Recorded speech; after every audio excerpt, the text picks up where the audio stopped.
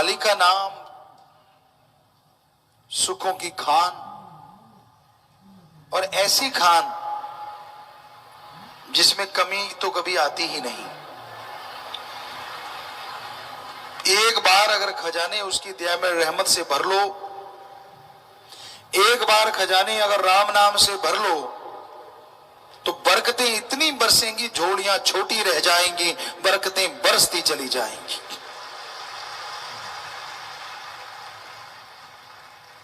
हर फल को पाने के लिए बीज डालना जरूरी होता है। जब तक बीज नहीं डालते पौधा नहीं बनता, फल नहीं आते। तो राम के खजाने भरना चाहते हो, अल्लाह वाहिगुरु गॉड खुदा रब के खजाने भरना चाहते हो, तो राम नाम का जाप करो, अल्लाह वाहिगुरु गॉड खुदा रब की इबादत भक्ति करो। उसी से खजाने भरेंगे, उसी से खुशियां आएंगी, उसी से ही दया में रहमत के लायक आप बन पाएंगे।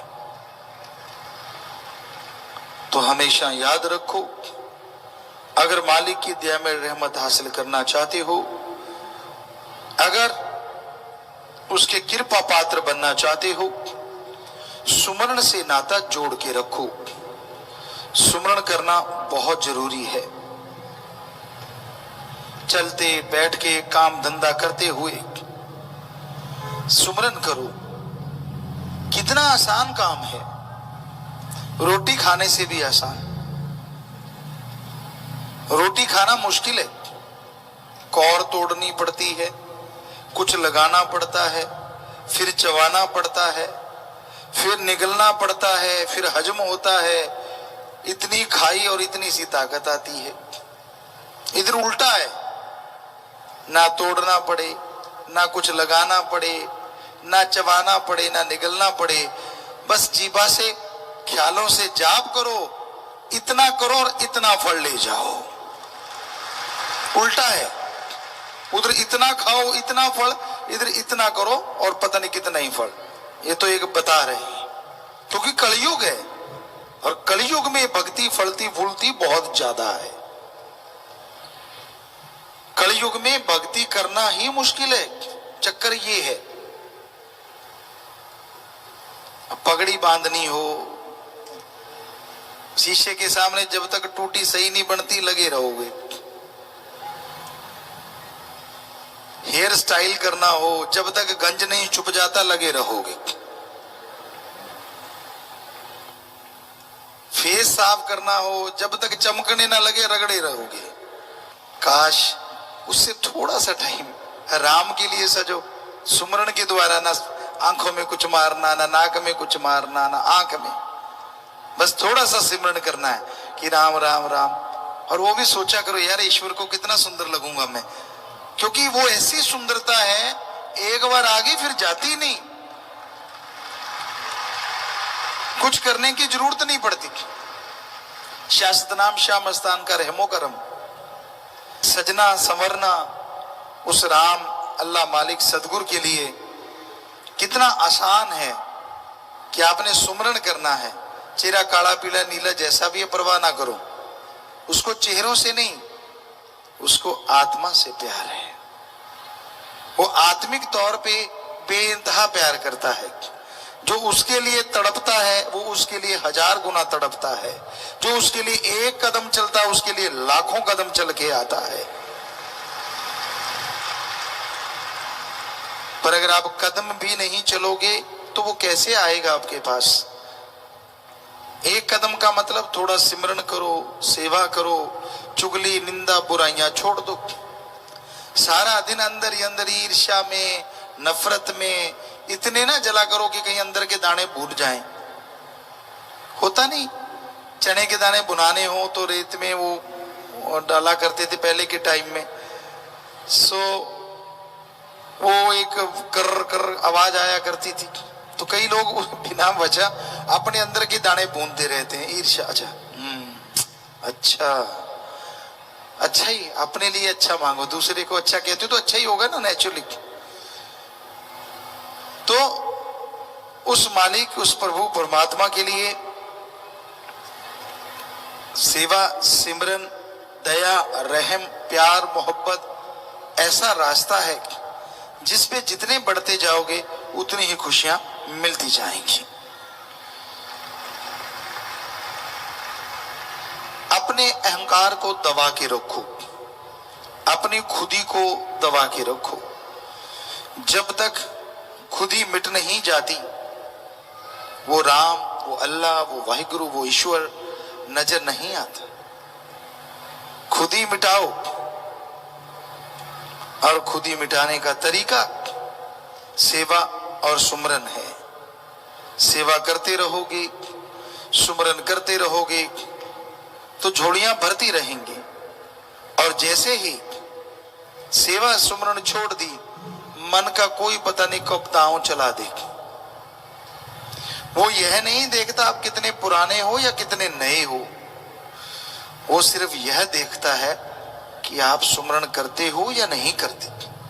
अगर करते हो तो मन डर के रहता है, अगर नहीं करते तो मन हावी हो जाता है। इसलिए मन के धोखे में ना आना, कभी मन के धोखे में कभी नहीं आना चाहिए। ये बड़े सब्ज बाग दिखाता है।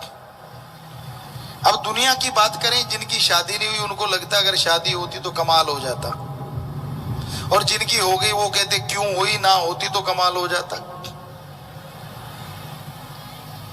बहुत सारे लोगों से हमने देखा है, तो ये मन ही तो है। कोई बहुत सफेद है, उसको ये होता है यार मैं आटे जैसा हूं। किसी का रंग काला है तो कहता है यार मैं तवे जैसा हूं। शांति किसी को नहीं। मोटा कहता मैं मोटा क्यों, पतला कहता मैं पतला इतना हूं, जब करवट बदलता हूं तो हड्डी लगती है सीधी जाके बाही पे टाक। तो हमसे कहते रहते बच्चे कि गुरुजी मोटा कर दो, मुझे पतला कर दो, मेरा नाक टेढ़ा है उस जैसा कर दो। बड़ी हैरानी होती है, संतुष्टि का कहीं नाम ही नहीं है। जैसा मालिक ने बना दिया बढ़िया है, अब बदल तो सकता नहीं। ऐसा नहीं कि डॉक्टर बदल नहीं सकते, बदलते हैं, पर कई बार बिगड़ भी जाते हैं। किसी का नाक आड़ा तिरछा उल्टा सीधा भी हो जाता है। सो मालिक ने जो दिया है उसका शुक्राना करो, और जो नहीं मिला उसके लिए मेहनत करो, सुमरन करो। टेंशन, ईर्ष्या, नफरत नहीं करनी चाहिए, क्योंकि ईर्ष्या से आदमी को खुद को नुकसान होता है। हम आपको एक बात सुनाया करते हैं कि एक आदमी था और संतों की सेवा किया करता था। अब सेवा का मेवा तो संत पीर फकीर देते ही हैं। एक बार उसने देखा कि संत जा रहे हैं तो उसने नमस्कार किया। संत कहने लगे बोल भाई क्या चाहिए। कहता जो आप दे दो। संत जानते थे वो ये नहीं कहेगा कि आपका दिया सब कुछ है। संत कहने लगे ठीक है ये मंत्र ले ले, तू जो मांगेगा तुझे मिलेगा, पर एक शर्त है। कहने लगा जी क्या। कहते तेरे पड़ोसी के दुगना आ जाएगा। कहता अपने को क्या। कहता जी ठीक है, चलो बेटा बोल तो दिया, अपने को क्या, आगे देखो। संत चले गए और उसने मंत्र को पढ़ा और मांगा मेरे 2 जोड़ी बैल बढ़िया आ जाएं। खेती करता था, बड़ा खुश। देखा निगाह घुमा के, बहुत खूबसूरत नगौरी बैल आए खड़े, बहुत खूबसूरत। अभी खुश हो ही रहा था, घरवाली को आवाज ही मारी थी, पड़ोसियों के शोर मच गया। उनके 4 जोड़ी आ गई। छोटी छोटी दीवार थी, ऊपर से देखा, ओ तेरी 4 जोड़ी। फिर याद है संतों ने कहा था पड़ोसी के डबल होगा। कहता चल कोई नहीं, कोई फर्क नहीं पड़ता। फिर उसको लगी भूख। कहने लगा जी 36 प्रकार की 4 थालियां आ जाएं। बच्चे सारे बैठे थे, परिवार था, खाना खाना है। 4 थालियां आ गई, अभी कौड़ तोड़ के मुंह में डाली थी, पड़ोसी के शोर मच गया। फिर भागा, दीवार के ऊपर से देखा, उनकी 8 थालियां आ गई।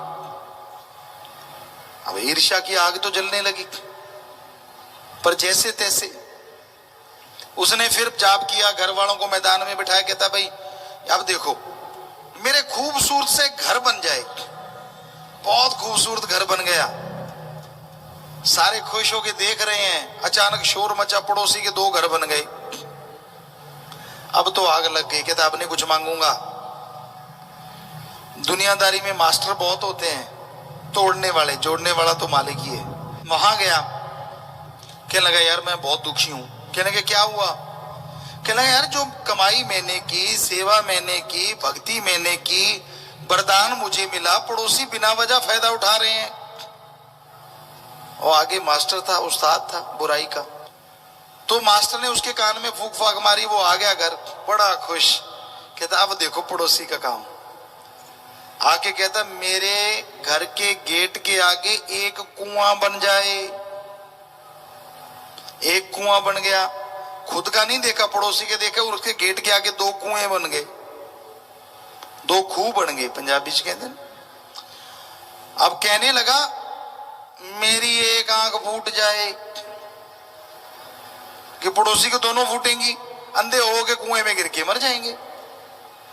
पर संतों के वचन भूल गया, अगर नुकसान करेगा तो तेरा ही होगा, पड़ोसी का नहीं। कहते मेरी एक आंख फूट जाए, खुद की तो फूट गई। आप फूटी आंख से जब देखने गया तो पड़ोसी की दोनों दगदग कर रही हैं। फिर याद आया तेरी, मैं तो भूल ही गया, संतों ने कहा था अगर नुकसान करेगा तो तेरा होगा, उनका नहीं होगा। बेचारा एक आंख से सारी जिंदगी गुजारी रो रो के। सो ईर्ष्या नहीं करना चाहिए।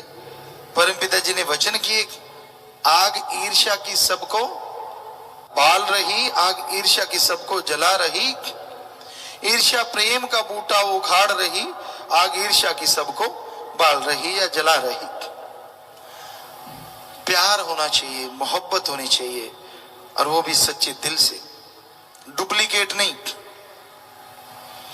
यार दोस्त मित्र कौन अच्छा होता है? आप गुंडे हैं और आपको कहे वाह वाह बहुत बढ़िया काम करते हो, वो दोस्त नहीं है। आप निंदक हो, आप अपने माँ बाप की निंदा कर रहे हो और वो भी कहे हाँ हाँ बेकार है तेरे माँ बाप, वो दोस्त नहीं है। दोस्त वो है अगर आप गलत काम कर रहे हो, वो आपको कहे यार गुंडागर्दी मत कर। दोस्ती में सही राह दिखाना ही सच्ची दोस्ती होती है, चमचागिरी नहीं करनी चाहिए। आप अपने माँ बाप की निंदा कर रहे हो, सच्चा दोस्त कहेगा यार निंदा मत कर, मैंने तेरे मम्मी पापा को अपने साथ बुरा होते नहीं देखा, तो मैं कैसे कहूं वो बुरे हैं। चल तेरे को बुरे लगते हैं तो किनारा कर ले, पर उनको बुरा मत कह, क्योंकि तेरे अंदर भी उन्हीं का खून है, तू कहां से अच्छा हो जाएगा फिर। ये है दोस्ती। पर कड़वी बातें होती। माँ बाप बच्चे को राह दिखाते हैं, पर माँ बाप को दोस्त की तरह होना चाहिए, एक मित्र की तरह। आपकी बेटी छोटी है, बेटा छोटा है, स्कूल जाता है, आप उसके साथ एक दोस्त की तरह हैं, तो आपको बताएगा कि किसी ने उनको टच किया गलत या कुछ गलत हरकत करने की कोशिश की, तो वो आपको घर पे बताएंगे और आप उस बच्चे को बचा लोगे नर्क से। और अगर आप लाठी मार बाप हैं या थप्पड़ मार बाप हैं, तो बच्चे आपको कुछ नहीं बताएंगे, उनके साथ गलत होता रहेगा, वो बेचारे सहते रहेंगे और आपको बताएंगे कुछ नहीं। इसलिए हैंकड़ी ना जमाया करो बच्चों पे, उनके साथ दोस्ती भी रखो, डर भी हो उनको आपका, लेकिन दोस्ती ज्यादा हो, ताकि कोई भी गलत बात हो, कोई भी गलत उनके साथ होने वाला हो, वो आपको पहले से बताएं और आप अपने बच्चों को बचा सकें। और उनको कभी गलत चीज ना दिखाओ। आप में लड़ाई होती है, पति पत्नी में हो ही जाती है, हमने तो देखा नहीं जिसमें ना होती हो जी। तो ऐसे शायद पति कोई नहीं है, एक दो चाहे हो कि जिनकी लड़ाई ना हुई हो। एक सज्जन है, ये तो राम ही जाने, उनका हाथ खड़ा हुआ था पर फिर उसने नीचे कर लिया, एक आध बार होगी कभी जी, क्योंकि बड़ा मुश्किल है। 5 तत्व होते हैं, रजो तमो सतो, ये जो गुण होते हैं ना ऊपर नीचे हो जाते हैं, आदमी की लड़ाई हो जाती है। लेकिन बच्चों के सामने मत लड़ा करो। आप अपने घर में कमरे का एक नाम जरूर रखो, महाभारत। जिनकी लड़ाई ज्यादा होती है, वचन है, आप मान के देखो, महाभारत लिखो और जब लड़ाई करनी हो चलो महाभारत में। असल तो उसी समय हंसी निकल जाएगी और लड़ाई खत्म हो जाएगी। पर चलो लड़ोगे भी तो कम से कम बच्चे तो बचेंगे ना, आपकी गालियां नहीं सीखेंगे जो आप निकालते हो तरह तरह की। तब निकालते हो ना एक दूसरे को, वैरायटी होती है आपकी गाड़ियों में बहुत सारी। वो वैरायटी बच्चे नहीं सीखेंगे, वरना आपके ऊपर ही आने वाली है फिर बाद में।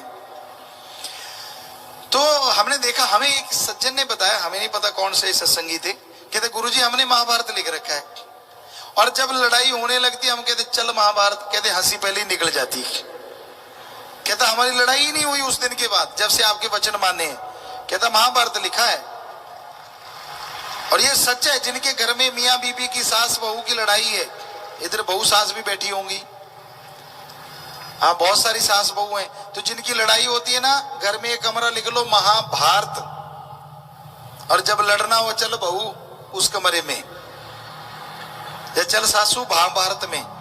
तो हमें नहीं लगता कि आपकी लड़ाई रहेगी, वो हंसी में बदल जाएगी या बंदी हो जाएगी। तो वचन माने की गति, और फिर आप जल्दी लड़ना बंद कर दोगे। क्यों? क्योंकि जो मेहमान आएंगे वो कहेंगे ये महाभारत कैसे है कमरा, उसके ऊपर लिखा होगा ना महाभारत। अब वहां आपके पास म्यूजियम तो है नहीं जो महाभारत टाइम का सामान पड़ा है, तो बताना पड़ेगा ना कि हाँ भाई महाभारत क्यों लिखा है। तो फकीर ऐसी चीजें बताते हैं जिससे आदमी की जिंदगी बदल सकती है। और दिखने में लगता है मजाक है, लेकिन हकीकत में वो जिंदगी बदलने का तरीका होता है। एक फकीर थे, अभी पीछे की बात हमें किसी ने बताई कि सास बहू बहुत लड़ती थी, बहुत ज्यादा लड़ती थी, पति को भी अपनी सास को भी। तो फकीर के पास गए, भाई लड़ाई मेरे से तो लड़ा जाता है, मैं क्या करूं। कहने लगा जब भी लड़ाई आए, 8-10 उसने तावीज से बना दिए, जब भी लड़ाई हो तू इसको दाढ़ के नीचे दबा लिया कर, बस लड़ाई नहीं होगी। आपको लगता कोई मंत्र था? नहीं, आसान सा तरीका है।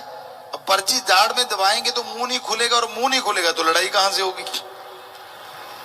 तो ये तरीके होते, और कोई तावीज नहीं था, खोल के देखा कोरा कागज। तो ये सच है, आपकी लाइफ चेंजिंग चीजें हैं अगर आप उस पर अमल करो। और बच्चों के सामने तो बिल्कुल ना लड़ा करो, ना गप मारा करो। बच्चे को कहते गप नहीं मारते बेटा, ना बेटा गप नहीं मारते। बाहर से फोन आया, पापा घर में है, कहता बोल दो बोल दो। पत्नी को कहता है बोल दो मैं घर में नहीं हूं। बच्चा वहीं बैठा, कहता अच्छा बोल लो ऐसे कि गप नहीं मारते, और गप मारो जरूर। तो ऐसी चीजें मत सिखाया करो अपने बच्चों को। ये मत सोचो कि वो छोटा है, दिमाग पहले महीने में ही बहुत बन जाता है। आपको पता होना चाहिए, गर्भ में जब पहले महीने में सबसे पहले आत्मा आती है और फिर दिमाग बनता है, बहुत कुछ सीख जाता है बच्चा, शुरुआत हो जाती है। साइंस मान जाएगी कल को, हम आपको आज कह रहे हैं। और जब वो बाहर आ जाता है तो फिर आप कैसे कहते हो वो छोटा है? उसका कंप्यूटर ऑन हो जाता है, ये वाला माइंड ऑन हो जाता है, जो जो आप कर रहे हो वो फिट हो रहा है उसमें। इसलिए अच्छा किया करो बच्चों के सामने, ज्यादा सियाने ना बना करो। कई बार होता है ये तो छोटा जाए, इन्हों की पता है, ऐसे नहीं है, उसे सब पता है। तो हमेशा ये ध्यान रखो, दोगली जिंदगी कभी जीना नहीं चाहिए, क्योंकि दोगली जिंदगी बड़ी गंदी जिंदगी होती है। दोगलापन अच्छा नहीं होता। रिश्ता वही अच्छा होता है जो इंसान को राह दिखा दे, इंसान को रास्ता चलना सिखा दे। दोगलापन करती है आज दुनिया, हमने देखा है ज्यादातर लोग दोगलापन ही करते हैं। दिखने में कुछ और, करने में कुछ और। हाथी के दांत दिखने वाले कुछ और खाने वाले कुछ और। आज ज्यादातर दुनिया का रंग ढंग ऐसा हुआ पड़ा है। तो ये चालबाजियां आदमी को नहीं करनी चाहिए, वरना समाज में वो चालबाज बन जाता है, दोगला हो जाता है, और लोग उस पर यकीन करना बंद कर देते हैं। जैसे आप अंदर से हो वैसे रहो तो आप बहादुर हो। सो प्यारी साध संगत जी हो, जिंदगी की ये चीजें सीखना भी सत्संग है। हम ग्रंथ तो आपको रोज ही सिखाते रहते हैं, पढ़ाते रहते हैं। राम का नाम तो आपने ले ही रखा है, पर आपको जानना चाहिए समाज में रहने का ढंग। एक बहुत बड़ी बात है, कोई भी घर में आता है, हमारे एक कहावत है ना, मेहमान नवाजी। आते ही पानी पिलाना, चाय दूध रोटी खिलाना, ये बहुत जरूरी होता है प्यारी साध संगत जी। सिर्फ इंसानियत के नाते नहीं, हम इसके फायदे गिनाते हैं आपको। आप दुकानदार हैं, आते चाय बिस्कुट खिला दी पिला दी, हो सकता है कोई चाय पी के ही चला जाए, वरना आपने चाय पिलाई बिस्किट खिला दिया, उसका पेट भर गया, जो आपका सामान उसको रद्दी लग रहा था भरे पेट वो बहुत अच्छा लगने लग जाता है। राजस्थान में कहावत थी, ऊंटों के व्यापारी आते थे, उनको जैसे ऊंट देखने आए खरीदना है जी, तो उनको पहले खाना पूरा धाप लो भाई, धाप लो, धाप लो भाई, धाप, यानी पूरा खिला देते। उनका मतलब ये होता था कि अगर आएगा व्यापारी ऊंट खरीदने, अगर वो भूखे पेट है तो उसको ऊंट भी भूखा भूखा सा लगेगा, यार कमजोर कमजोर सा है। और खुद का पेट भरा है तो ऊंट चाहे कमजोर हो ऐसा लगता, वाह क्या ऊंट है यार, कमाल का। तो इसमें बिजनेस के भी फायदे हैं। तो इसलिए हमारे कल्चर में, हमारी संस्कृति में आने वाले को पहले पानी पिलाते थे, फिर खाना खिलाते थे, ताकि उसको सारा कुछ अच्छा अच्छा लगे। भूखे पेट तो भगवान का नाम भी अच्छा नहीं लगता। ऐसी बातें कोशिश किया करेंगे कि आपको बताएं, क्योंकि एक सीखता आदमी पढ़ के और एक सीखता है उम्र से। उम्र जो होती है ना, आदमी को बहुत कुछ वो सिखाती है जो किताबों में नहीं होता। चाहे आप मानो चाहे ना मानो, वो आपकी मर्जी, लेकिन ये हमारा तजुर्बा है, हमने भी अनुभव किया है। उम्र जो होती है आदमी को बहुत कुछ सिखाती है। जैसे जैसे आप आगे बढ़ते हो, लोगों से आपका व्यवहार पड़ता है, आप दुनियादारी में विचरते हो, आपको पता चलता है कि किस तरह के लोग रहते हैं, कैसे होते हैं, कैसे ठगी मारते हैं, क्या होता है क्या नहीं। पर आपको समझ जाना चाहिए और आंखें बंद करके यकीन मत किया करो। साध संगत जी, कई बार क्या होता है, कोई गुरु की उपमा कर देता है, परमपिता जी की कर दी, मस्ताना जी की कर दी, हमारी कर दी आपके सामने, और आप उस सतगुरु के आशिक, उन्होंने उपमा गाई और आप पूरे के पूरे उनपे फिदा हो जाते हो, यार ये तो पूरा भक्त है। ना बेटा ना, ऐसा मत किया करो। यहां इतने चतुर चालाक लोग हैं, उनको पता है कि ये सत्संगियों के सामने सतगुरु की उपमा गाओ, चाहे फिर इनका घर ही लूट के ले जाओ। इसलिए परमपिता ने कहा, रहना मस्त ते होना होशियार चाहिए। इसलिए होशियारी हमेशा रखा करो। उपमा की है, शाबाशी करो। कोई गरीब है तो चलो 2 रुपए दे दो, खाना खिला दो उसको, ये बढ़िया है। ऐसा नहीं हम कहते कि आपने सतगुरु की उपमा सुनी, उसको कुछ ना दो, गरीब है, फटेयाल कपड़े है, कपड़ा पहना दो, खाना खिला दो, ये चीजें अच्छी हैं। पर कहीं उसको बाबा बना के ना बिठा लेना, क्योंकि 5-7 सत्संगियों के साथ ऐसा हो गया, घर में रख लिया और वो घर साफ करके भाग गया। तो ऐसे हमेशा सुचेत रहना चाहिए, क्योंकि दुनिया में बहुत ठग घूमते हैं, और होशियार रहना चाहिए, सचेत। ऐसे बच्चों को, बेटे बेटियों को हमेशा सचेत रहना चाहिए कि ये तो सत्संगी भाई है, नहीं ये तो वो फला। कोई किसी का भाई बहन नहीं होता। आपके रियल में बहन भाई हैं, उनसे रिश्ता निभा लो, इतना ही काफी है। ऐसे आगे से आगे पींगे मत डालो, मेरा धर्म का भाई, धर्म की बहन, फलानी बहन, धिंगड़ भाई, ये सब मन की चालें हैं। कुछ नहीं होती ऐसी चीजें, बड़ा ही मुश्किल है इस कलयुग में। रिश्ते तो खुद के निभा लो, उतना ही काफी है। आज के युग में सके बहन भाई की तरह रह लें, समझ लो मालिक की रहमत है। धर्म वाली तो बात छोड़ दो आप, पर कई बच्चों को वो शायद रास नहीं आता, वो लगे रहते हैं वो मेरा धर्म का भाई, मेरी धर्म की बहन, मेरा फला। ऐसा ना करो, मन बड़ा जालिम है, कुछ भी करवा सकता है। ये चक्कर मन के शुरू होते हैं और फिर मन डुबो देता है आदमी को। बताना हमारा फर्ज है, आगे आपकी इच्छा है। सत्संग में इंसान जब चल के आता है, काफी रुकावटें भी आती हैं, कई बार कुछ परेशानियां भी आ जाती हैं। रुकावटें मन की हैं, मनमते लोगों की हैं। मन कहता है क्या मिल जाएगा तुझे, आज तो तेरा फलां काम बाकी है, आज तो तेरा फलां कार्य करने वाला है, छुट्टी का दिन है, फलां फलां काम करेंगे, एंजॉय करेंगे, इत्यादि इत्यादि इत्यादि। फलां जगह नहीं गए तो यार दोस्त उलाहना देंगे, फलां जगह नहीं गए तो लोग कहेंगे यार तू आया क्यों नहीं, सत्संग में नहीं जाएंगे तो कौन सा किसने पूछना है। भाई कहीं भी जाओ कोई रोक टोक नहीं होती, लेकिन वहां सिवाय बर्बादी के कुछ हासिल नहीं होता। एंजॉयमेंट कोई रोकता नहीं है, लेकिन चुगली करना, निंदा करना, दूसरों की बुराई गाना, नशे करना, यह समय की बर्बादी के साथ साथ शरीर की भी बर्बादी है। और दूसरी तरफ सत्संग है, यहां पे आके जब आप प्यार से सुनते हो, मालिक की चर्चा होती है, अपने ओम हरि अल्लाह वाहिगुरु गॉड खुदा रब से आपकी मोहब्बत, आपका प्यार बढ़ता है। और ज्यों ज्यों प्यार मोहब्बत बढ़ती जाती है, त्यों त्यों आपकी बीमारियां, आपकी परेशानियां, आपकी मुश्किलें पल में हल होती चली जाती हैं। जिंदगी जीने का मजा आने लगता है। सत्संग सबके भले के लिए होता है। तो सत्संग में आने से दिलो दिमाग पवित्र होता है।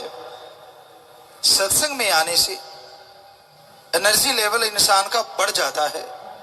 सत्संग में आने से विल पावर, आत्म बल बढ़ता है। और ये विल पावर बढ़ाने के लिए लोग पूरी दुनिया का चक्कर लगाते रहते हैं। हमें आत्म बल मिल जाए, विल पावर मिले, यहां से मिले, वहां से मिले, कहां से मिले। लोगों के पास धन दौलत, जमीन जायदाद, ऐशो आराम के सब साधन होते हैं, लेकिन एक चीज नहीं होती, और वो है आत्मिक शांति। और आत्मिक शांति जब नहीं होती, बाकी सब चीजें फजूल की लगती हैं। कहते हैं ना, बरसात सुहानी होती है, लेकिन अंदर अगर गम चिंता हो तो बरसात रुलाती भी है। वही मौसम जो बहार का होता है, जब अंदर गम चिंता हो तो वही पतझड़ बन जाया करता है। सबसे जरूरी है आत्मिक शांति, दिलो दिमाग में शांति हो। सत्संग में ऐसा टॉनिक मिलता है जो आपको रिचार्ज कर देता है। वो राम के नाम का, वो वाहिगुरु के नाम का, वो अल्लाह के नाम का, वो गॉड के नाम का, जिससे आपकी शक्ति आपको आगे बढ़ने की प्रेरणा देती है। कौन इंसान नहीं चाहता कि तरक्की हो? कौन इंसान नहीं चाहता कि वो सफलता की सीढ़ियां चढ़ता जाए? कौन इंसान नहीं चाहता कि उसका परिवार सुखी रहे, तंदुरुस्त रहे? हर इंसान की इच्छा होती है खुद तंदुरुस्त रहे, परिवार तंदुरुस्त रहे, खुद को कोई कमी ना हो और परिवार को भी कोई कमी ना आए। इसीलिए तो दौड़ते रहते हैं। बुरा ना मनाइएगा। राजस्थान में जब गर्मी का मौसम होता था, बरसात आने वाली होती थी तो धरती का टेम्परेचर बढ़ता था, पता नहीं क्या चक्कर था, या यूं कहें चींटियों के पर निकल आते थे। तो फिर एक धरती में छोटा सा बिल होता था उनका, और उसमें से इतने प्रेशर से वो बाहर निकलती थी। कई बार हम लोग बच्चे खेलते तो उसके ऊपर कागज रख देते तो कागज ऊपर उड़ा के ले जाती, क्योंकि इतनी स्पीड से निकलती। तो वो देखते रहते यार ये कितने प्रेशर से और इतनी सारी जा रही हैं। तो उनके तो पंख निकल आते थे, क्योंकि जो धरती में रहने वाला उड़ने लग जाए तो फिर पूछिए मत। शायद इसलिए उनको जल्दबाजी रहती होगी, पर कहते हैं चींटी के पर निकलते हैं और उसकी मौत हो जाती है। ये भी चक्कर है। आज इंसान का भी यही तो हाल है। किधर देख लो सुबह के टाइम में हर जगह जाम लगे होते हैं, क्योंकि चींटियां दाना चुगने जा रही होती हैं। क्यों? खुद तंदुरुस्त रहूं, परिवार तंदुरुस्त रहे, खुद को कमी ना रहे, परिवार को कमी ना रहे। तो कमाना तो पड़ता है ना, दफ्तरों में जाना, फला जगह जाना, गलत नहीं है, पर हम कई बार दोनों को नजरिए से देखते हैं, वैसे ही कुछ नजर आता है।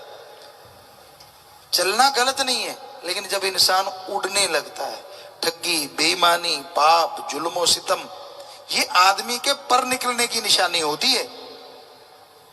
और जब ये बड़े पर निकलते हैं तो समझ लीजिए उसका खात्मा नजदीक है, उसके सुखों का खात्मा, दुखों का आना शुरू हो जाता है। धन दौलत होता है, जमीन जायदाद होती है, मखमल के गद्दे होते हैं, लेकिन उस पे नींद ही ना आए तो क्या फायदा।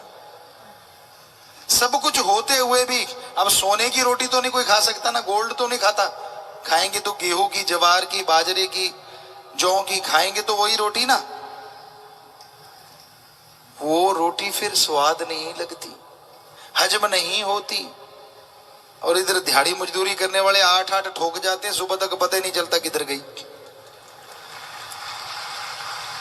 कंपेयर करके देखो, आप तुलना करके देखो, सुखी कौन है?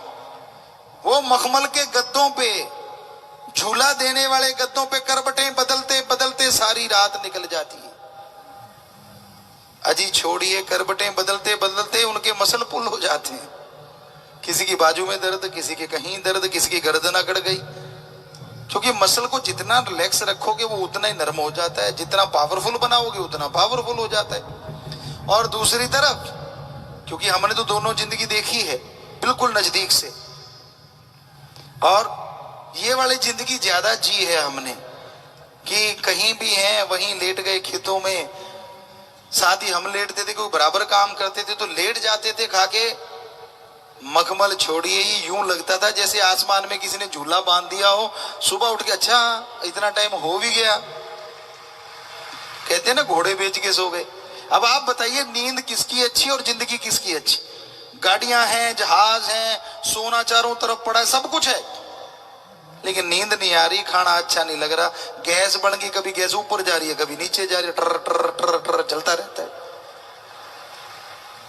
और उधर गैस बन जाएगी, बढ़ने की जगह हो तो ना। कमाई इतनी की होती है, मेहनत इतनी की होती है, जगह जगह बचती ही नहीं किसी चीज के लिए। खाया झट से हजम, खाया झट से हजम। तो हार्ड वर्क करने में जो मजा आता है, और बॉडी जितनी तंदुरुस्त रहती है, आराम परस्ती में उतना ही दुखदाई हो जाता है सब कुछ। कभी भी आराम परस्ती को हम गलत नहीं कहते, आराम करो, लेकिन इतना ना करो कहीं आराम हराम ना बन जाए। कमाई करो, लेकिन इतनी ठगी बेईमानी मत करो कहीं बीमार हो जाओ, परेशानियां इकट्ठी हो जाएं। क्योंकि कबीर जी ने कहा, माया हुई नागनी जगतर ही ढहकाए, जो इसकी सेवा करे उसको ही ये खाए।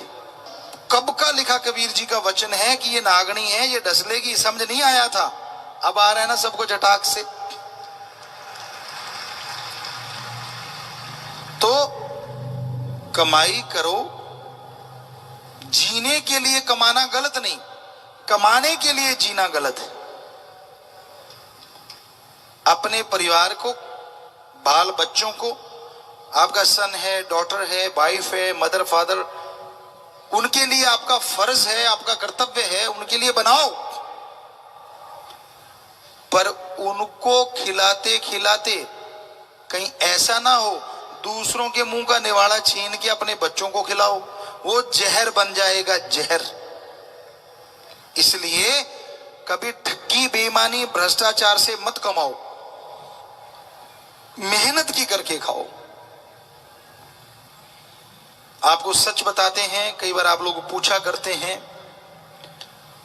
परम पिताजी का रहमो करम था, घर बहुत बड़ा था, बड़ा घराना था, लेकिन सारा दिन हम भी फावड़ा चलाते, बराबर पानी की बारी होती, दिन रात की होती, पूरी रात आधा दिन, क्योंकि बड़ा खेत था तो साथ लगे रहते। कभी नींद नहीं करते, लोगों के साथ मिलके 5-6 लोग होते, साथी होते। हम उन्हें नौकर नहीं कहते थे, उनसे रिश्ता होता था, वो हमें मामा कहते तो हम उनका नाम लेके बुला लेते, ऐसा बस ज्यादातर। तो खेती करते, उसमें एक आनंद आता, एक लज्जत आती।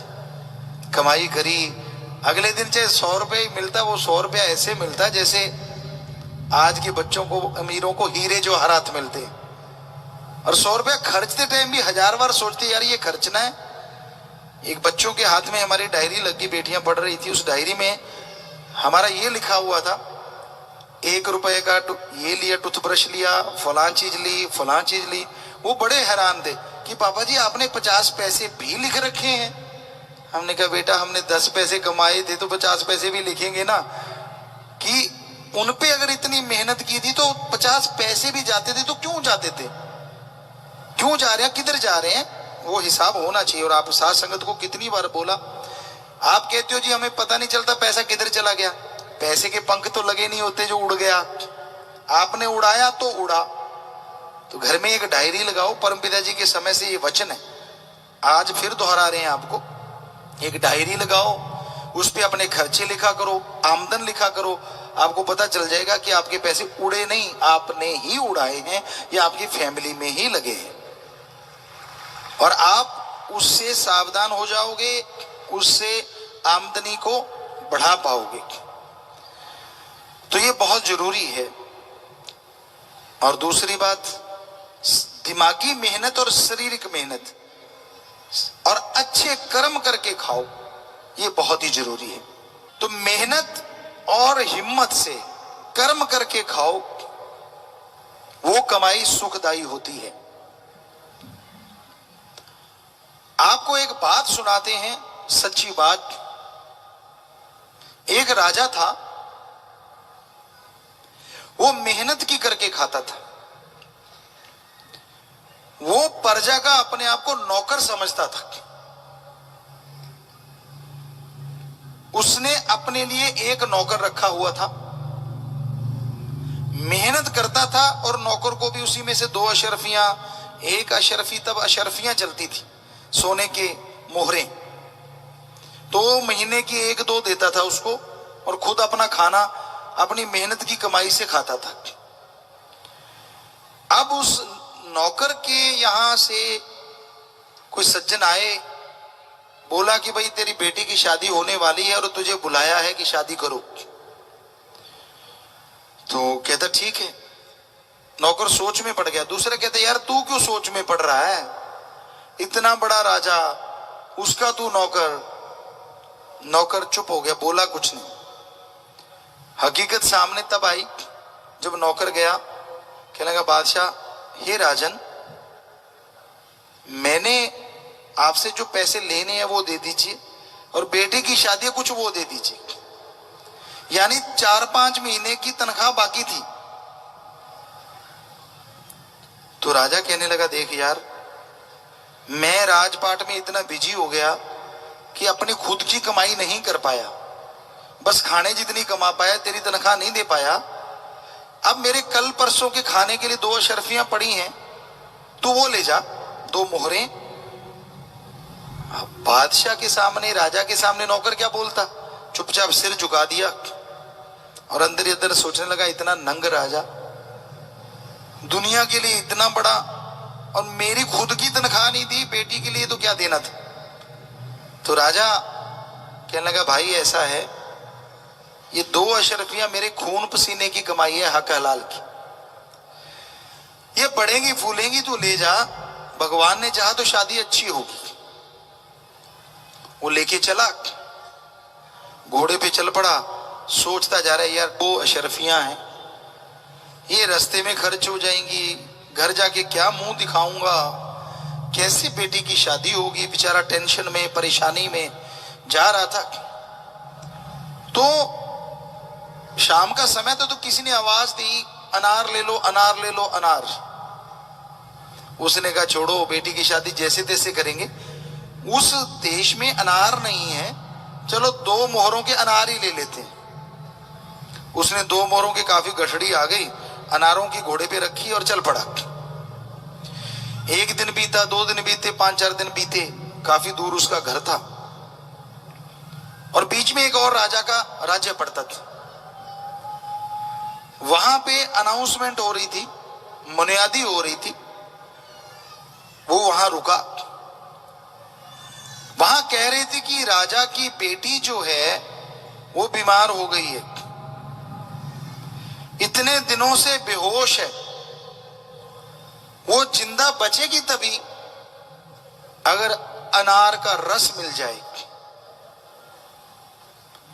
अब वो सज्जन कहने लगा मुझे राजा से मिलाओ। उसने अनार दिए नहीं, उसको पता था कि राजा के यहां क्या होता है, कि दे दिए तो यही नंबर बना जाएगा। तो होशियार था, कहने लगा भाई मुझे राजा से मिलाओ, मैं वैद हूं, मैं जानता हूं। वो राजा के पास ले गए, कहने लगे बोल भाई राजा। कहने लगा, कहता जी वो देखो मेरे घोड़े पे गठड़ी, मैं लेके आता हूं। लाया, अनार ही अनार, ढेर लग गया। और वो वैद कह रहे थे अगर 2 घंटे अनार ना मिला तो बेटी मर जाएगी। तो अनार लिए, जूस निकाला, दवाई डाली, बेटी ठीक होती गई, ठीक होगी शाम तक। और राजा बेहद खुश, कहता ऐसा करो 3 रथ लेके आओ।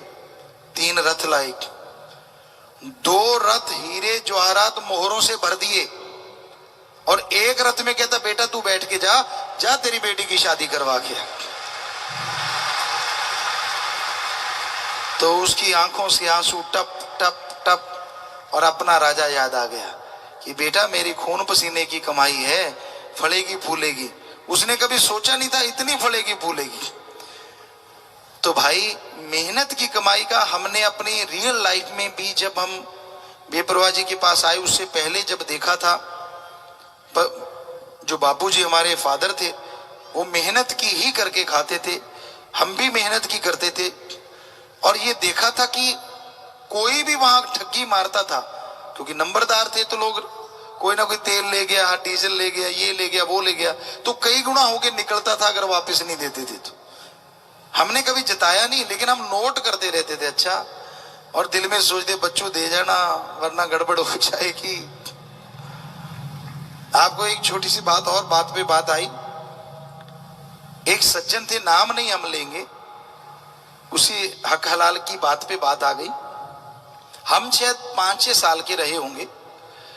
वो सज्जन क्या करता, हमारे बापूजी के साथ बातें करने लगता और चनों का नीरा, वो एक बड़ा सा कमरा था उसमें होता था, उसका गेट खुला होता था, और वो क्या करता बापूजी के साथ बातें करता और खुद का ऊंट अंदर छोड़ देता। वो हम 5-7 दिन तो देखते रहे, और एक दिन शाम को हमने देखा यार ये अच्छा बुद्धू बना रहा है, ये रोज ही ये काम करने लगा। था तो बेचारा वो गरीब, लेकिन मतलब एक तरह बातें लगा के चालाकी से। तो हम छोटे थे और एक बेबाक थे, जो मुंह में आता था ठोक देते थे। तो हमने उसको बोला, नाम लिया उसका कि भाई सुनो। कहने लगा हाँ। हमने कहा तू रोज ये जो ऊंट को चारा खिला रहा है ना, बापूजी को बातें लगा लगा के, ये हक हलाल की कमाई है कि तेरा ऊंट ना मर जाए। हमने तो वैसे ही सादी बात कही और वही हुआ, अगले दिन उसका ऊंट मर गया। वो आया, कहने लगा नंबरदार जी आपका बेटा तो ऐसे ऐसे बोला और मेरा ऊंट मर गया। बापूजी कहते मैं भी तो रोज ही देखता था, ठगी तू मारे और दोष बेटे को देता है। अरे मेरे हक हलाल के हैं भाई, मेरे अगर तू ऐसे खा रहा है चलाकी से, पूछ के खवा ले, जितना मर्जी खा ले। तो मेहनत की कमाई का हमने देखा है, अगर चोर चक्का भी चुरा ले तो डांग चढ़ी रहती है जब तक वो वापस ना कर दे। ये कलयुग है, तो यहां धर्म के कायदे कानून आज भी हैं। कोई ना दे बेशर्म तो भोगता रहता है। फिर कई सत्संगियों के साथ हुआ है, मेहनत की कमाई की, सोने के कुछ गहने, रात को चोरी हो गए, राम का नाम जपा, अगले दिन पर्ची के साथ छोड़ गया कि रात को एक बाबा आया डंडा लेके, दे तेरे की ये ले तेरे सोने के भाई गहने, मैं तो जा रहा हूं। ये मेहनत हक हलाल की जो कमाई होती है ना, ये गजब की होती है, करने में जोर आता है। हाँ, ठगी बेईमानी से कोठियां बहुत बढ़िया हो जाएंगी, जल्दी जल्दी बंगले बगीचे बन जाएंगे, ऐशो आराम के साधन हो जाएंगे, पर बात वहीं आती है, सब कुछ होते भी अगर नींद ही ना आई और रोटी ही ना पची तो क्या फायदा हुआ सारा कुछ होने का। बात तो जिंदगी में सुख होना का, जिंदगी में सुख हो, शरीर तंदुरुस्त हो, परिवार में खुशियां हो। तो इसलिए साथ संगत जी, ठगी बेईमानी भ्रष्टाचार से बच के रहो, राम का नाम जपा करो, ईश्वर की भक्ति किया करो। भक्ति में शक्ति है, और संतुष्ट कभी ना कभी तो इंसान को होना ही चाहिए। हम ये नहीं कहते इच्छाएं नहीं होती, इच्छाएं हैं तो आदमी है, इच्छाएं नहीं तो आदमी नहीं। इच्छा तो रहती है, लेकिन इच्छाओं का मकड़ जाल नहीं होना चाहिए। जैसे मकड़ी जाल बुन लेती है, इतना मजबूत बुन लेती है कि उसी में सूख के मर जाती। इतनी इच्छाएं पैदा मत करो कि आपकी पूरी हो ही ना और आपकी उम्र ही खत्म हो जाए। आदमी के 99 काम पूरे हो जाए ना, भगवान पूरे कर दे, उसकी खुशी उतनी नहीं होती जितना 100वां नहीं हुआ उसका दुख होता है। बहुतों को देखा है, बहुतों को सुना हमने, सत्संगों में आते थे, सेवा करते थे, सारी चीजें पूरी होती जा रही हैं, खुशियां मिलती जा रही हैं, लेकिन इच्छाओं का मकड़ जाल जब बढ़ जाता है, उसे वो खुशियां खुशी नहीं लगती, क्योंकि वो मूल्य नहीं रहता। कहां तो वो मूल्य होता था कि जरा सी चीज की खुशवाह, और कहां बेशुमार चीजें मिल जाएं तो भूल जाता है औकात। कभी नहीं भूलनी चाहिए, हम कभी नहीं भूलते कि धरती से जुड़े हैं भाई, हम तो खाकसार हैं, चौकीदार हैं, सेवादार हैं, आपके जूतों में भी बैठने को तैयार हैं, हमें कोई मान बढ़ाई नहीं है।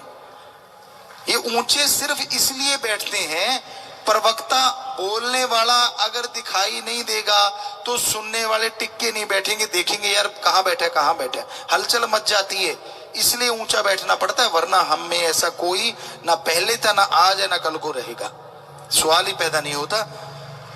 हम तो भाई आपके लिए सेवादार, आपके नौकरों के भी सेवादार।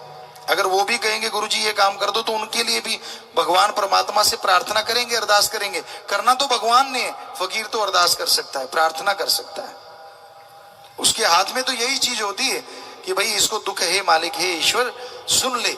और ईश्वर सुनता है इसलिए क्योंकि वो खुद के लिए नहीं मांगता, सबके लिए मांगता है। तो दीनता, नम्रता और अपनी औकात, हम गाली नहीं दे रहे। औकात का मतलब हम ये नहीं कह रहे कि आप अपने औकात याद रखो, कहने का मतलब इतने दीनता नम्रता रहो कि सब कुछ मिल भी जाए तो भी अहंकार ना आने पाए, क्योंकि अहंकार यहां आ जाता है वहां मालिक का प्यार चला जाता है, वो खुशियां भी खुशियां नहीं लगती। इसलिए दीनता नम्रता का पल्ला पकड़ के रखो, हमेशा याद रखो कि उसका रहमो करम क्या से क्या बना देता है। उसका रहमो करम भयानक से भयानक बीमारियों को चुटकी में यूं बदल देता है जैसे मक्खन से बाल निकाला हो। तो उसके गुणगान तो गाने ही चाहिए। हम जब भी आते थे, एक ही लगन होती थी, गांव में जो नशेड़ी हैं, आसपास यार दोस्त हैं, मित्र हैं, गरीब लोग हैं जो पैसा नहीं दे सकते, उनको लाके शास्त्र नाम दाता से नाम दिलवा दें, एक बार उनसे जोड़ दें, बाकी सतगुरु जाने और वो जाने। और गांव वाले हमें ये बात कहा भी करते थे, आम ही कह देते था बेड़े दा रब है। कई तरह की बातें सुनने को मिलती थी, हम हंस देते थे कि ये तो टाइम बताएगा। रब तो सबके अंदर बैठा है भाई, पर हमें ये है कि उनके पास पैसा नहीं होता था और हम उनको फ्री में कभी ट्रकों पे लेके आते सरसा में, कभी अपनी गाड़ी पे लेके आते, कभी बसों में लेके आते। कोशिश करते थे कि ज्यादा से ज्यादा लोगों की बुराइयां छुड़वा के उनकी जिंदगी में स्वर्ग जैसा नजारा बन जाए। यानी सतगुरु के लिए अगर कोई तड़पता है और कोई उससे मिलाता है, उससे बड़ा पुण्य दुनिया में दूसरा नहीं होता। मां बेटे से दूर है, बेटा रो रहा है, कोई उठा के वो मां के पास ले जाए, या आप बाप हैं अपने बेटे से बहुत प्यार करते हैं, बेटा दूर है और कोई लाके आपको आपका बेटा दे दे, आपसे बिछड़ा हुआ बेटा, जरा दिल से पूछ के देखिए आपको कितनी खुशी आएगी। अगर आप लैंडलॉर्ड हैं, पैसे वाले हैं, तो उसको इनाम देंगे या कुछ और देने की कोशिश करेंगे। अब जरा सोचिए, कोई सतगुरु अल्लाह वाहिगुरु राम से बिछड़े बच्चे को उससे जोड़ देता है, तो आदमी अपने बच्चे को लाने वाले को अगर इनाम देता है, तो भगवान क्या आदमी से कमजोर है? वो तो कोई कमी नहीं छोड़ेगा ना कि इस बच्चे ने मेरे बच्चे को मेरे से मिलाया।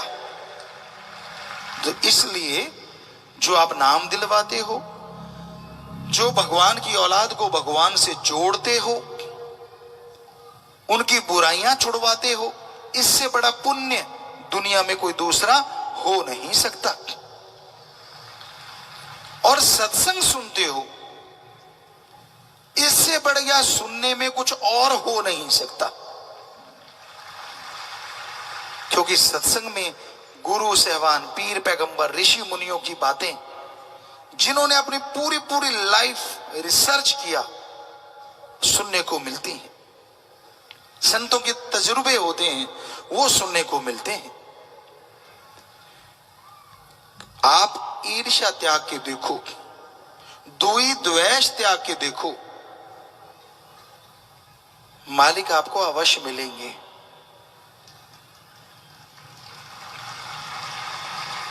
कई बार होता है इंसान को ईर्ष्या, हर जगह चलती है।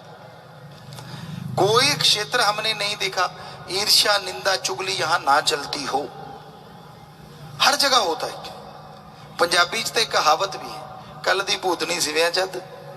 कोई नया आ जाए और पुराने वाले को आगे निकल जाए, तो वो बजाय अपनी कमी ढूंढने की कि मैं वहीं क्यों खड़ा हूं, वो नहीं देखता, बल्कि ये देखते यार ये कल दी भूतनी सिविया जद, ये अभी आगे कैसे आ गया। नहीं, भक्त कभी ऐसा नहीं सोचते। भक्तों का काम होता है कि मैंने अपनी जिंदगी का एम बनाया है, अच्छे काम करूंगा, कर्तव्य निर्वाह करूंगा, मेहनत की करके खाऊंगा और राम का नाम जपूंगा और सेवा। तो ये इसी लाइन को पकड़ के आगे बढ़ता जाएगा। ईर्ष्या द्वेष द्वेष छोड़ दे तो यकीनन उसकी पदवी बढ़ती जाती है, बढ़ती जाती है, बढ़ती जाती है। पर यह संभव होता है सुमरन से। सेवा करो, सुमरन करो और दृढ़ यकीन रखो अपने सदगुरु पे। दृढ़ यकीन जब इंसान को आ जाता है ना, बाकी चीजें तो फिर अपने आप ही जुड़ती चली जाती हैं, अपने आप ही सुमरन होने लगता है, अपने आप ही सेवा चलने लग जाती है। दृढ़ यकीन आता है लगातार सत्संग सुनने से। सत्संग सुनोगे, अपने सवालात भेजो, अपने मन की जिज्ञासा शांत करो। जो आपके मन में कोई बुरी चीज आ रही है, आपके मन में गलत बात आ रही है, उसको निकालने के लिए आप पर्ची भेजिए, और जैसे वो चीजें आपके अंदर से निकल जाएंगी, आप मालिक से प्यार करने लगोगे। और मालिक अल्लाह वाहिगुरु राम से अगर प्यार हो जाएगा, अगर बादशाही आपका हो गया, तो क्या साजो सामान पीछे रह जाएगा? जरा सोच के देखिए। जिसका भगवान हो गया तो सारी सृष्टि उसकी हो गई। लेकिन बेटा दे दे, दूध दे दे, नोट दे दे, फला वोट दे दे, अभी हो जाएगा शुरू काम। पर कोई ये कभी नहीं हमसे कहने आया गुरु जी भगवान दिला दो, भगवान मिला दो। ना जी, बुजुर्ग माताएं आएंगी, हाँ हम पूछते हैं बोलो बेटा क्या चाहिए, मेरे को पड़पोता चाहिए। बेटा दांत मांग लेती, दांत निकले हुए हैं, कम से कम खाना तो ढंग से खा लेती। अब पड़पोता, वो पोता भी हो गया, अब पड़पोता, फिर खड़पोता मांगेगी। तो मतलब पता नहीं क्या क्या चलता रहता है। कभी ये भी मांग लिया करो, भगवान से भगवान चाहिए, ईश्वर से ईश्वर चाहिए। कभी नहीं मांगते, कोई कोई मांगते हैं और वो अपने भाग्य को चमका जाते हैं और खुशियों से नहा जाते हैं। ईश्वर से वेद कहते हैं, हमारे वेद पवित्र वेद। ईश्वर से ईश्वर को मांगोगे तो कोई सी चीज की कमी कभी आएगी नहीं। पर भावना से मांगना है, कहीं सुन के मांग लो भगवान जी मैं तेरे से तेरे को मांग रहा हूं, काम कुछ और ही कर रहे हो, धड़ाधड़ धड़ाधड़। कहनी करनी एक होनी चाहिए, वो सब जानता है। वहां डायलॉगबाजी नहीं चलती, फिल्मों में चलती है, वहां नहीं चलती। वहां तो रियल, जो आपके अंदर रियल फील है वो फेस पे आए और वही जुबान पे हो। तो ये हो नहीं सकता। जो मां रोती बच्चे के पास दौड़ी चली आती है और जिसने मां को बनाया है वो अल्लाह वाहिगुरु राम कैसे नहीं आपके पास दौड़ा चला आएगा, 100% आपके पास आएगा। लेकिन कहनी कथनी एक हो जाए, ढोंग नहीं, ड्रामेबाजी नहीं चलती वहां तो शुद्ध हृदय चलता है, पवित्रता, एक भावना, एक लगन जिसके अंदर है उसको मालिक मिलता है, जिसके अंदर तड़प है। अब बाहर से कोई आदमी आपको रोक देगा, पर भगवान तो अंदर है, उसको अंदर से दर्शन देने से कैसे रोक देगा कोई। एक आजड़ी था भेड़ बकरी चराने वाला, कई बार आपको बात सुनाई है, बात पे बात ख्याल में आ गई। वो भेड़ बकरियां चरा रहा था और एक चट्टान पे बैठा था और अपने मालिक की बात में लगा हुआ था। मूसा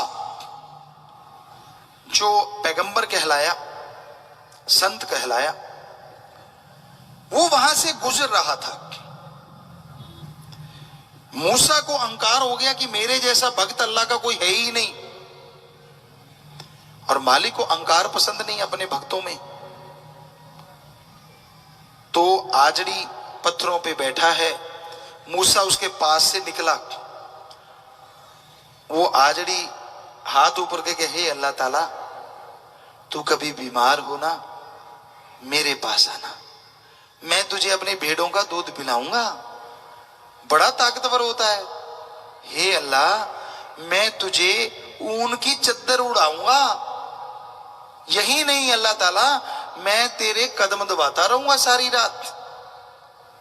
मूसा ने सुना और गुस्सा आ गया, उसने उसका बाजू पकड़ा और झटक दिया। आजड़ी ने देखा नया बंदा, कहने लगा हाँ भाई क्या हुआ, कहने लगा तू काफिर है। काफिर का मतलब होता है जो मालिक को नहीं मानते। तो वो कहने लगा क्यों, कहता बता अल्लाह भी कभी बीमार होता है, और बीमार होगा तो तेरी भेड़ों का दूध बचा और कोई चीज ही नहीं है, तेरी ही ऊन की चद्दर लेगा वो, मैली कुचैली चद्दर तेरी।